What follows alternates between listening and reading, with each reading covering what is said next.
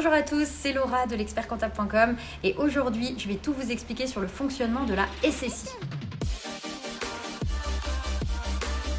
Alors pour commencer, qu'est-ce que la SSI? C'est tout simplement la sécurité sociale des indépendants. Vous connaissiez peut-être l'ancien nom, c'était le RSI, mais c'est vrai que depuis 2018 ça a changé et maintenant on appelle ça la SSI. Donc en résumé, c'est tout simplement l'URSSAF qui est derrière tout ça, qui va permettre en fait de gérer vos cotisations sociales, votre protection sociale. Ça concerne surtout les artisans, les commerçants et de manière générale les professions libérales.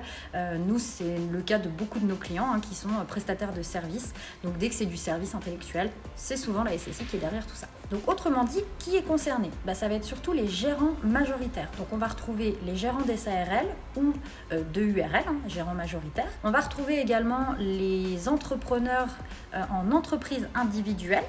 Donc anciennement les EIRL, mais c'est vrai que depuis 2022 ça n'existe plus. Donc maintenant de manière générale ce sont les entreprises individuelles. En résumé, c'est surtout tous les travailleurs non salariés en fait, ce qu'on appelle les TNS.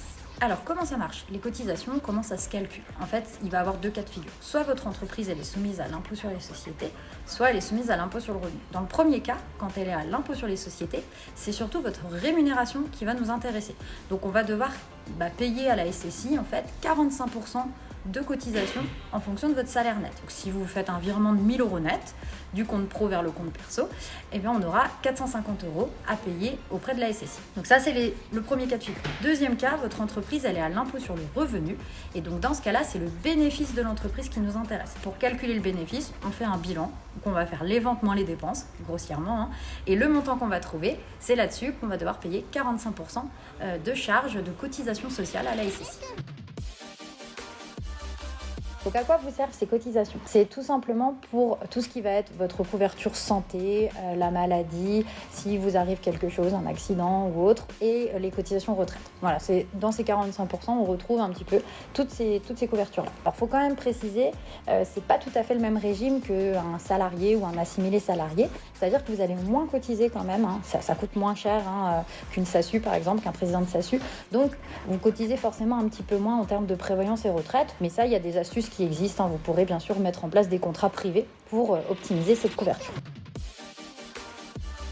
Concrètement, comment ça fonctionne? Comment ça marche? Du coup, c'est très simple. Tous les trimestres, en général, vous allez recevoir un bordereau. La SSI vous envoie ça. Un bordereau avec des cotisations à payer tous les trimestres. Vous pouvez demander à être au mensuel. Ça, c'est une option qui est possible de faire. Donc, comme ils ne savent pas vraiment à l'avance combien de salaire vous allez prendre, ça va être un forfait pour la première année. Donc, vous payez un petit peu des acomptes en avance. Une fois par an, ils vont avoir le montant total de votre salaire que vous avez pris ou le montant total du bénéfice, peu importe. Donc là, comment ils l'ont? En fait, avant, il fallait faire une déclaration. C'est plus nécessaire depuis 2020. Maintenant, c'est la déclaration d'impôt sur le revenu qui fait foi. Donc, quand vous allez déclarer vos revenus aux impôts, les impôts transmettent l'information à l'URSSAF et c'est à ce moment-là que vous allez recevoir une régularisation en fait, tout simplement, puisque voilà, ils vont recalculer le vrai montant que vous leur devez, enlever les acomptes et il y aura certainement une régule à payer. En gros, si vous voulez un petit exemple qui parle bien, ça marche un petit peu comme EDF. EDF, ils savent pas votre consommation d'énergie, donc vous payez des acomptes tous les mois ou tous les trimestres. Une fois par an, il y a la relevée du compteur et là, vous recevez la régule à payer. Malheureusement, ça va être exactement le même principe quand on est gérant et qu'on est à la SSI.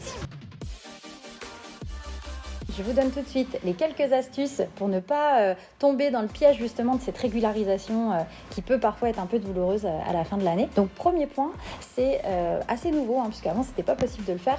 On peut maintenant estimer ses revenus. Donc vous pouvez vous connecter sur le site de la SSI et estimer les revenus que vous allez avoir. En fait, ça permettra de calculer des acomptes qui seront beaucoup plus proches de la réalité et comme ça évitera d'avoir une trop grosse régule à payer. Deuxième astuce qu'on conseille à de nombreux clients, c'est tout simple, c'est juste d'ouvrir un deuxième compte bancaire qu'on va dédier à la SSI. Donc concrètement, comment ça marche? Dès que vous allez prendre du salaire, vous allez faire un virement de 45% de ce montant-là sur ce deuxième compte et comme ça, vous demanderez à la SSI de prélever sur ce compte-là.